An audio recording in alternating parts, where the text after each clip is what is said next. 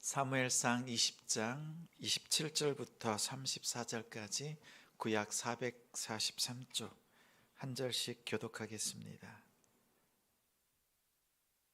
제가 먼저 읽습니다. 이튿날 곧 그 달의 둘째 날에도 다윗의 자리가 여전히 비었으므로 사울이 그의 아들 요나단에게 묻되 이새의 아들이 어찌하여 어제와 오늘 식사에 나오지 아니하였느냐 하니 요나단이 사울에게 대답하되 다윗이 내게 베들레헴으로 가기를 간청하여 이르되 원하건대 나에게 가게 하라.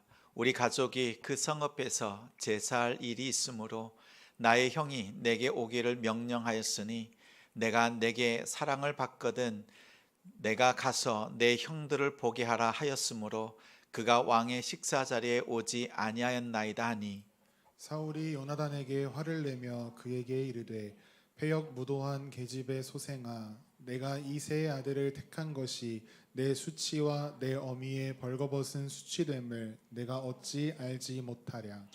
이새의 아들이 땅에 사는 동안은 너와 내 나라가 든든히 서지 못하리라. 그런즉 이제 사람을 보내어 그를 내게로 끌어오라. 그는 죽어야 할 자이니라 한지라. 요나단이 그의 아버지 사울에게 대답하여 이르되 그가 죽을 일이 무엇이니이까 무엇을 행하였나이까. 사울이 요나단에게 단창을 던져 죽이려 한지라. 요나단이 그의 아버지가 다윗을 죽이기로 결심한 줄을 알고 심히 노하여 식탁에서 떠나고 그 달의 둘째 날에는 먹지 아니하였으니 이는 그의 아버지가 다윗을 욕되게 하였으므로 다윗을 위하여 슬퍼함이었더라. 아멘. 그는 흥하고 나는 쇠하여야 하리라. 그는 흥하고 나는 쇠하여야 하리라 라는 제목으로 말씀 전합니다. 우리 곁에 있는 우리 성도들과 인사 나눕니다. 한 주간 수고하셨습니다. 잘 하셨습니다. 그리고 한 가지 더 인사 나눕니다. 저보다 더 잘 되시기 바랍니다.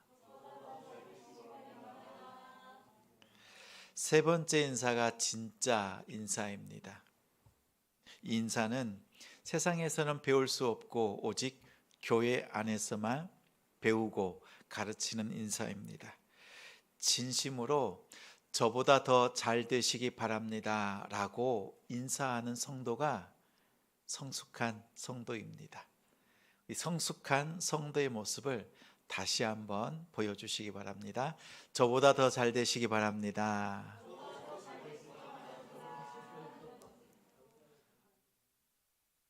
조금 오버해도 돼요. 이 인사는 성경적인 근거가 있습니다. 요한복음 3장 30절에 그는 흥하여야 하겠고 나는 쇠하여야 하리라. 이 말씀입니다. 세례 요한이 자기의 제자들에게 한 말입니다. 세례 요한이 예수님께 세례를 베풀었습니다. 이제 예수님께서 세례를 받으시고 이제 다른 사람들에게 자기 백성에게 세례를 베푸셨습니다. 그러자 세례 요한에게 세례를 받는 숫자보다 예수님께 세례를 받는 수가 더 많아졌습니다. 사람들이 더 예수님을 찾습니다. 심지어는요, 세례 요한의 제자가 예수님의 제자가 됩니다. 우리가 잘 아는 시몬 베드로의 동생 안드레는 본래 세례 요한의 제자였습니다. 세례 요한이 예수님을 바라보고 이렇게 말합니다. 세상 죄를 지고 가는 하나님의 어린 양이로다. 이 말을 듣고 깨달았습니다. 예수님이 그리스도인 것을 알고 자신의 스승 세례 요한을 떠나서 예수님의 제자가 되었습니다. 이처럼 모든 인기가 세례 요한에서 예수님으로 바뀌었습니다. 모든 관심이 예수님께 쏠립니다. 그런 상황에서 세례 요한이 한 말씀이 예수는 흥하여야 하겠고 나는 쇠하여야 하리라. 이 말씀을 제자들에게 가르친 겁니다. 세례 요한의 제자들이 봐도 분위기가 심상치 않습니다. 지금까지는 자신의 스승이 인기가 많았고 말씀에 권세가 있었고 많은 사람들이 따라다녔습니다. 그런데 예수님이 등장하자 분위기가 싹 바뀌고 말았습니다. 그런데 자신들의 스승 세례 요한이 이렇게 말합니다. 나는 그리스도가 아니다. 나는 신랑의 음성을 듣고 기뻐하는 그 옆에 있는 친구일 뿐이다. 이렇게 말합니다. 다시 말하면 예수님이 오시는 그 길에 들러리로 서 있는 자다라고 말한 거죠. 주연인 줄 알았습니다. 그런데 조연입니다. 근데 세례 요한은 나는 본디 원래부터 주연이 아니었다. 나는 조연으로 왔다라고 제자들에게 말하는 거예요. 나는 조력자다. 나는 예수님의 동력자다. 이렇게 말했습니다. 자신의 정체성, 자신의 역할을 너무나 분명하게 알고 있었습니다. 이처럼 세례 요한이 자신의 정체와 자신이 해야 될 역할을 분명하게 알고 있었던 그 이유는 두 가지의 시선 때문에 그렇습니다. 세례 요한에게는 두 가지의 남다른 시각이 있습니다. 이 시각을 시편 119편 105절 말씀을 통해서 이렇게 나눌 수 있습니다. 우리가 익히 잘 아는 말씀입니다. 주의 말씀은 내 발의 등이요 내 길의 빛이니이다. 이 말씀입니다. 말씀은 내 발의 등입니다. 지금 당장 내 앞길을 밝혀주는 말씀입니다. 또한 내 길에 나아가야 될 그 방향을 비춰주는, 가르쳐주는 그 역할을 합니다. 다시 말하면 말씀의 기능이 있어요. 미시적인 바로 앞에 있는 것을 보게 합니다. 그리고 멀리 바라보게 하는 그 특성이 있습니다. 내 발의 등불, 지금 내가 해야 될 것을 깨닫게 합니다. 말씀을 통해서 깨달을 수 있습니다. 내 길의 빛, 이제 멀리 바라보면서 어떤 삶을 살아야 하는지를 가르쳐주는 역할을 합니다. 미시적인 시각으로 내가 지금 해야 될 일을 알고 자신의 역할, 자신의 정체성에 맞게 살아가게 합니다. 세례 요한은 말씀이신 예수님을 만났습니다. 말씀이신 예수님을 바라보면서 자신이 해야 될 일이 무엇인지 분명히 알고 성실하게 감당했습니다. 사람들은, 제자들은 예수님의 경쟁자로 서길 원했지만 예수님의 경쟁자가 아니라 자신은 예수님의 조력자, 예수님과 동역하는 그 이치에 있음을 잘 알고 그 일을 감당했습니다. 그렇게 자신의 삶의 미시적인 지금 해야 될 일을 잘 알았습니다. 그리고 또 다른 시각이 있었습니다. 거시적인 시각이 있었습니다. 예수님을 통해서 많은 사람들이 구원받는 것을 보면서 기뻐했습니다. 또한 그 예수님을 통해서 수많은 영혼들이 돌아오는 것, 구원받게 될 것을 바라보면서 기뻐하고 또 기뻐하고 즐거워하고 또 즐거워했습니다. 보십시오. 세례 요한은 두 가지 시선이 있습니다. 내가 지금 해야 될 일을 너무나 잘 알았고 또한 예수님을 통해서 그 구원의 기쁨과 감사, 감격, 그 즐거움을 바라보는 시각이 있었습니다. 오늘 본문에 요나단이 이 세례 요한을 닮았습니다. 요나단은 하나님의 약속의 말씀이 요나단 자신을 향하고 있지 않다는 것을 잘 알았습니다. 오히려 아버지 사울이 정적으로 삼고 있는 다윗이 그 말씀을 오롯이 받고 있다는 것을 깨달았습니다. 그것을 깨닫고 난 뒤에 다윗은 흥하고 나는 쇠하여야 하리라 이렇게 고백했습니다. 사울도 요나단도 그리고 모든 사람이 다윗이 기름 부음 받았다는 것을 압니다. 하나님께서 다윗을 택하셨다는 것도 너무나 잘 압니다. 그럼에도 불구하고 사울은 그것을 인정하지 않습니다. 자신의 왕권을 아들 요나단에게 세습하려고 합니다. 요나단은 왕자입니다. 인자입니다. 그리고 용사입니다.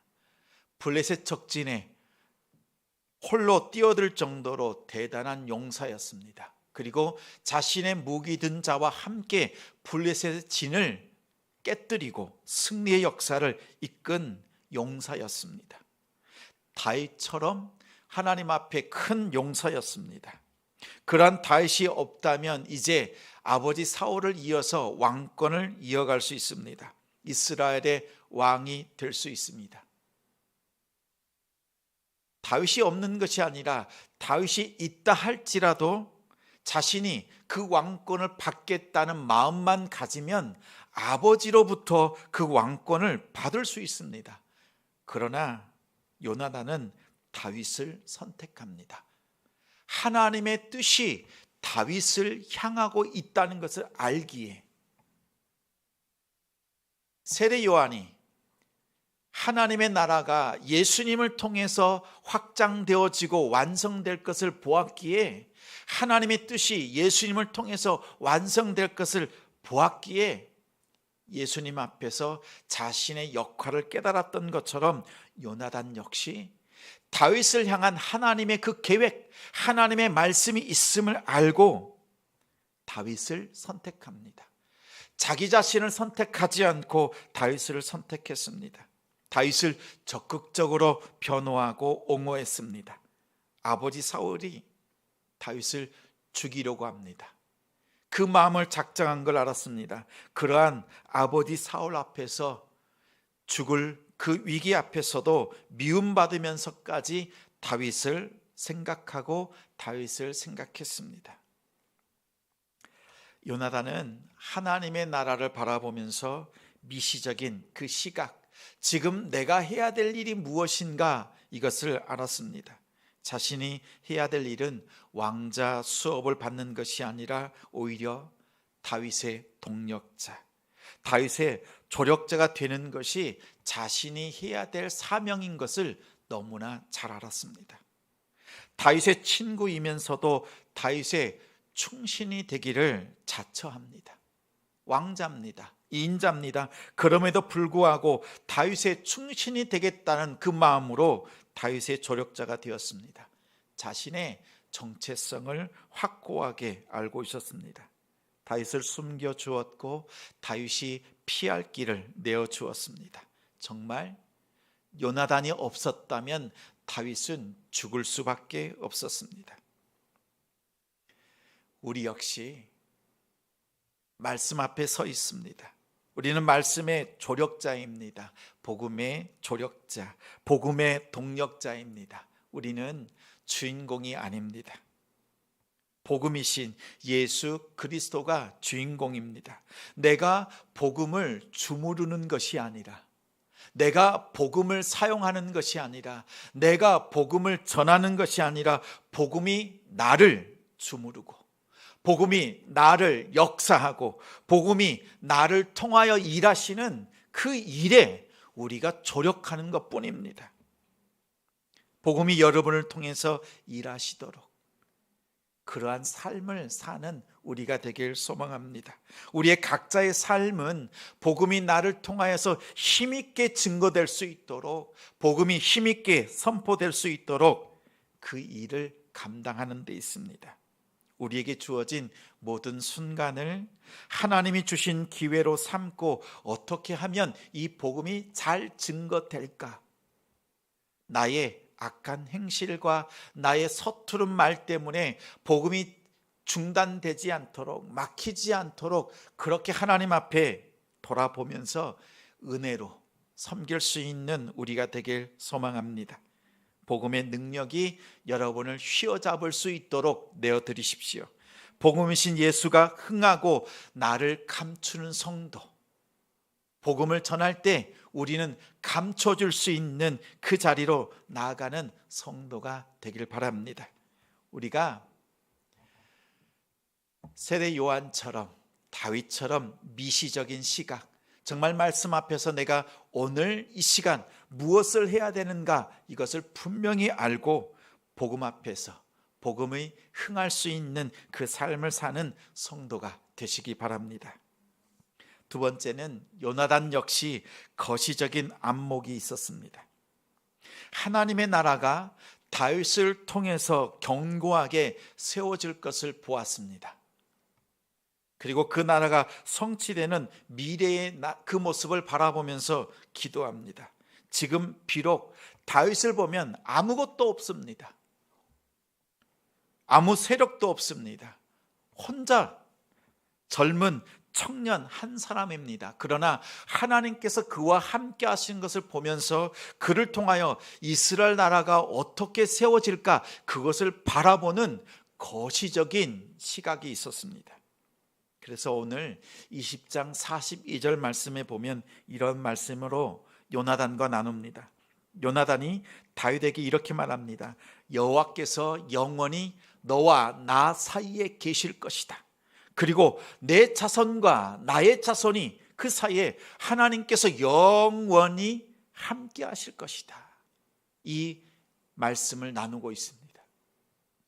다윗과 요나단 사이에 하나님이 계시고 영원히 계시고 또한 그들의 자손 속에서도 하나님께서 영원히 함께 하실 것이다.